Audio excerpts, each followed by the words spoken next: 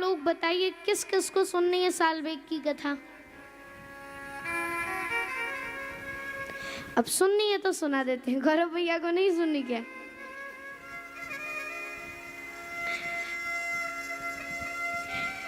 साल बेग, इनके जो पिता थे ये मुगल शासक के यहाँ कर्मचारी थे। बड़ा क्रूर राजा था। इन्होंने एक ब्राह्मणी स्त्री, एक ब्राह्मण की कन्या का अपहरण करके उससे विवाह किया और गर्भाधान कर दिया था। जबरदस्ती गर्भाधान कर दिया था, इसलिए जो बालक हुआ उसका नाम साल बेग रखा। जब बालक हुआ तो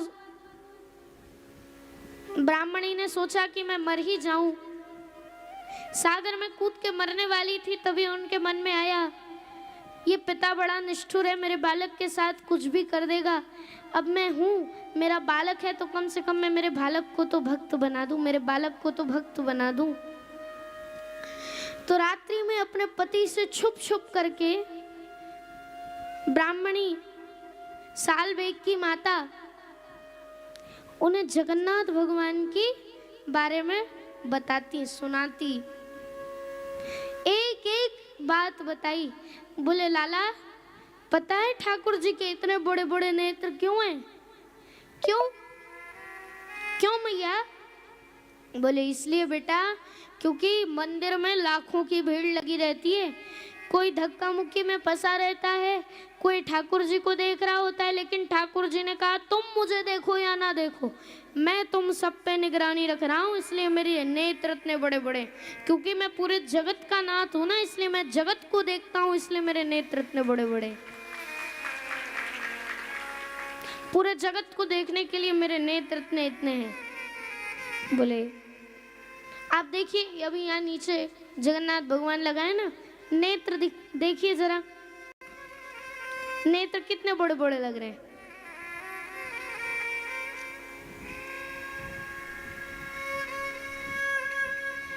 नेत्र बड़े बड़े हैं ठाकुर जी के, मुस्कान इतनी बड़ी है, छोटी सी नासिका है, बड़ा प्यारा स्वरूप, सब कुछ बताया। इनकी एक छोटी बहन है सुभद्रा, इनके एक भैया है बलभद्र, उनके भी नेत्र ऐसे ही बड़े बड़े हैं। ये जगन्नाथ हैं।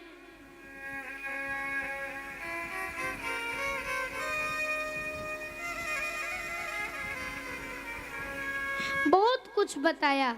रथ यात्रा कब से कब तक निकलती है, कितना समय गुंडीचा जाने में लगता है, कितना समय गुंडीचा से आने में लगता है, सब कुछ बताया। जगन्नाथपुरी भगवान नीलाचल पर्वत पे सेवा कैसे होती है। अच्छा, एक बड़ी अच्छी बात बताऊं मैं आपको, जगन्नाथ भगवान पूरे साल में एक ही बार नहाते हैं। हर दिन पता है कैसे नहाते हैं? जितने बड़े भगवान जगन्नाथ हैं उतने बड़े उनके सामने शीशा लगा दिए जाते हैं और पानी लेते हैं लोटा में और शीशा पे पानी डाल के कहते हैं जय जगन्नाथ, जय जगन्नाथ, भगवान जगन्नाथ नहा लिए। शीशा पे दूध, दही, घी आदि सब डाल डाल करके भाव माना जाता है कि ठाकुर जी नहा लिए। उसके बाद स्नान चतुर्दशी को भगवान को नहलाया जाता है और उसके बाद 15 दिन के लिए बीमार पड़ जाते हैं ठाकुर जी। एक ही दिन में बहुत लंबी संख्या है, कितने घड़े पानी आते हैं, बहुत लंबी संख्या है, वो तो संख्या मुझे याद नहीं आ रही, मैं कल आप लोगों को जरूर बताऊंगी। घड़ों, इतने सारे घड़े होते हैं और एक ही साथ भगवान जगन्नाथ नहाते हैं। पूरे साल का एक ही साथ नहा लेते हैं और फिर 15 दिन के लिए बीमार पड़ जाते हैं।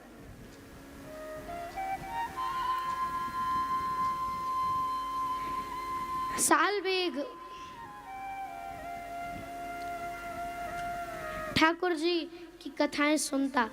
एक दिन जब माता और साल बेग ऊपर छत पे बैठे थे तो उन्होंने क्या देखा, सभी जितने वैष्णव थे उस गांव में, उस गांव से सभी वैष्णव गुंडीचा की ओर प्रस्थान कर रहे थे।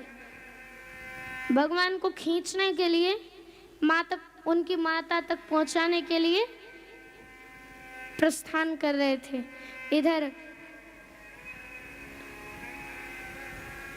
बालक स्वभाव होने के कारण पूछ ही लिया माता से, साल बेग ने कि मैया ये कहाँ जा रहे हैं?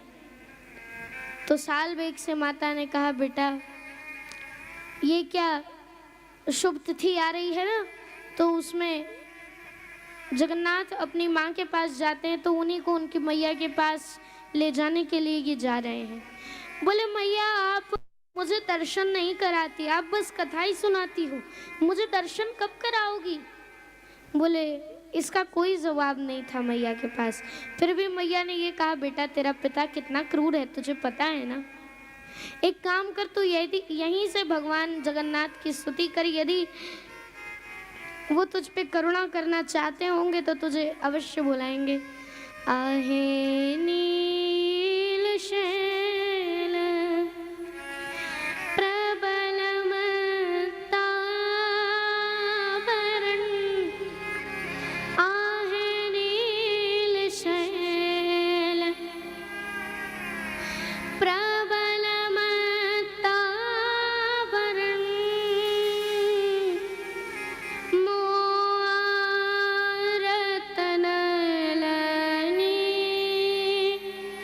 बन कुकर दलन, आहे नील शैल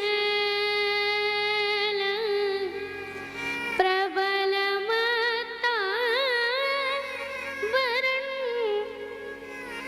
कहे साल बेग मीन हीन जाति रे मुँह, कहे साल बेग हीन जाति रे मुँह, यवन श्रीरंग चरण तल करियस भवन, आहे नील शैल प्रबल मत्तावरण।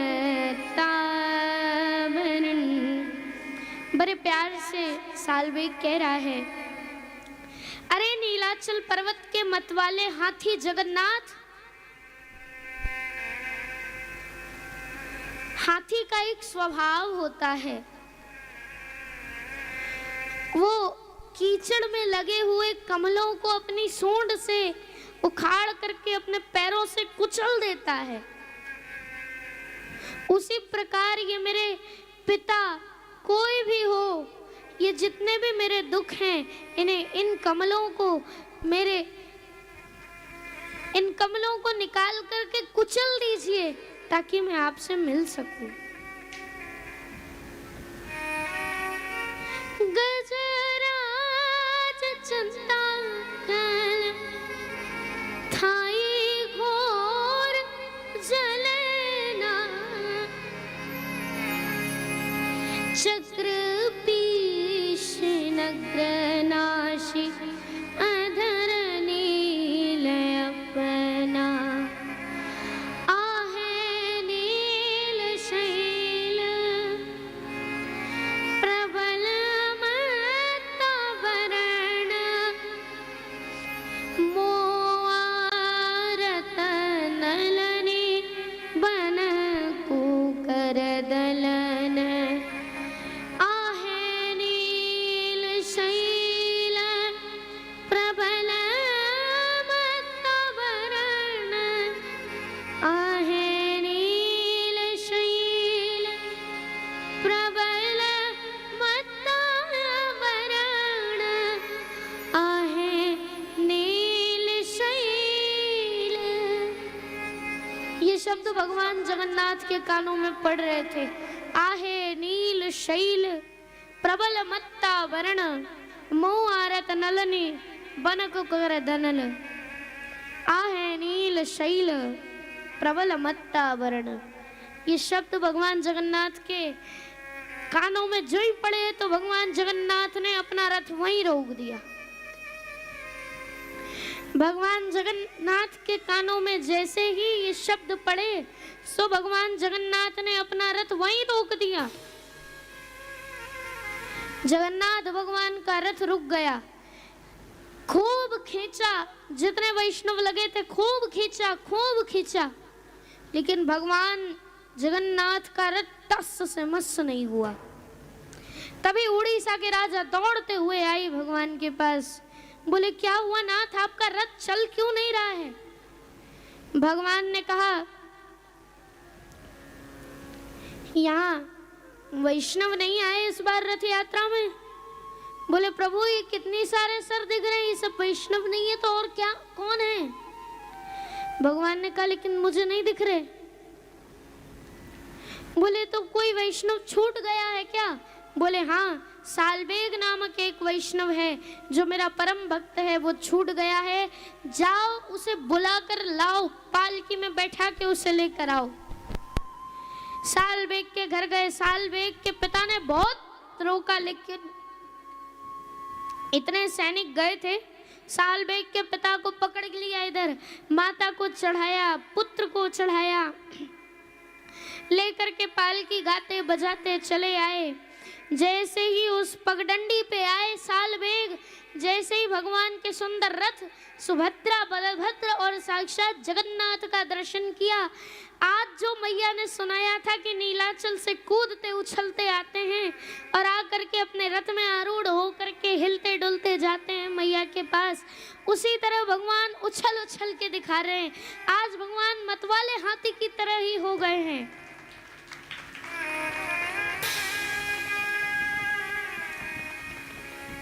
सालबेग, तुमने कहा था ना कि मैं मतवाला हाथी हूं, तो देखो मैं मतवाला हाथी ही हूं।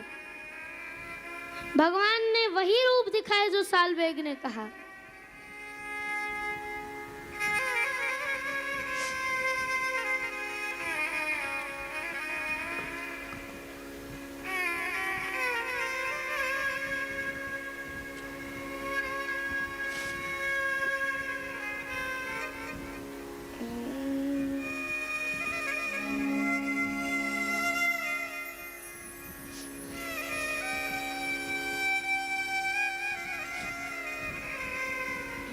बड़ी प्यारी लीला है। सालबेग से कहा, भगवान ने राजा से कहा सालबेग को चढ़ाओ रथ पे। बोले प्रभु ये म्लेच्छ, नहीं चढ़ाओ, जाने दो, कीर्ति आदि हमारी, चढ़ाओ इसे रथ पे। सालबेग को रथ पे चलाया। जैसे ही सालबेग ने स्पर्श किया रथ का, रथ तुरंत चल पड़ा। भगवान ने हृदय से लगा लिया सालबेग को। सालबेग परम प्रसन्न हुए। रथ से उतर करके और कुछ पीछे हट करके सालबेग ने जैसे ही दंडवत प्रणाम किया, सभी लोगों ने बड़ी देर तक मन में भाव रखा कि अब सालबेग उठेंगे, अब उठेंगे, अब उठेंगे, लेकिन सालबेग ने वहीं शरीर त्याग दिया और वहीं आज भी सालबेग की समाधि है। आज भी जगन्नाथ भगवान का रथ जा करके सालबेग की समाधि के सामने रुकता है और आज भी जो स्तुति सालबेग ने गाई वो स्तुति गा करके ठाकुर जी को रिझाया जाता है। जैसे उस समय सालबेग को देखकर भगवान अति प्रसन्न हो गए थे, उसी तरह आज भी इस स्तुति को सुन के भगवान थोड़ा उछल जाते हैं। बोल जगन्नाथ की जय।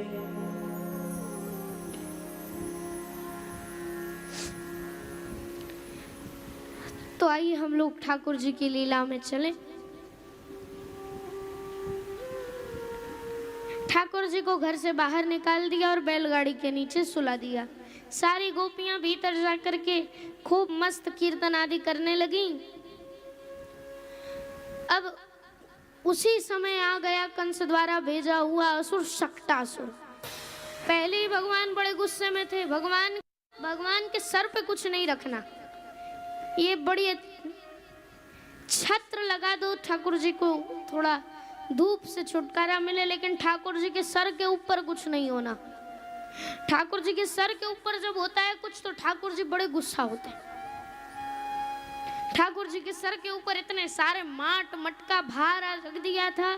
ठाकुर जी ने कहा पहले ही मैं इतना गुस्सा हूं, ये मामा जी आके और इसी पे बैठने थे। इतना गुस्सा आया ठाकुर जी को, बगल में कुछ बालक क्रीड़ा कर रहे थे।